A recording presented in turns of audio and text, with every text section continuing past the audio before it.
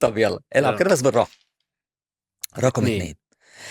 فين رقم 2؟ اهي قدامي. تفتكر ايه دي؟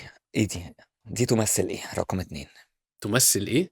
ما هو مش عارف طبعا، يعني انا مش عارف الكروت فيها ايه اصلا. لا الشكل ده ايه؟ اه، الشكل ده شكل كهرباء. شكل كهرباء. طيب ده هرمون اسمه الادرينالين، ادرينالين، ماشي تمام. هرمون الحركة. هم دول الهرمونات كلهم؟ دي كلها هرمونات. اه طيب ماشي اوكي. خلاص دي كلها اه. هرمونات. صحيح انا اللي ما شرحتش.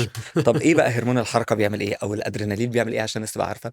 هرمون الادرينالين ده عباره، عشان هسالك عليه سؤال، هو هرمون الحركه معروف اللي هو فايت او فلايت، هرمون القتال او الهروب، والهروب، اه. او ان انت عايز تهرب من حاجه معينه لما بتشعر بالخطر او التوتر. تمام. ده هرمون الادرينالين.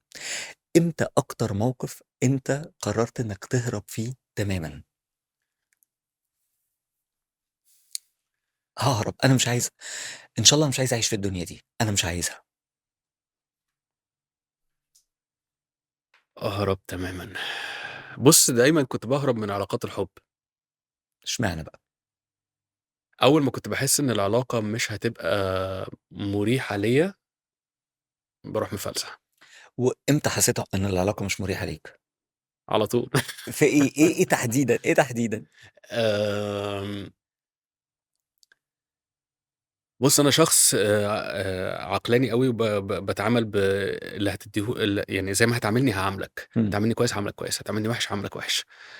ممكن استحمل شويه معاملتك الوحشه ليا، بس مش هستحملها كتير مم. طالما انا بعاملك كويس.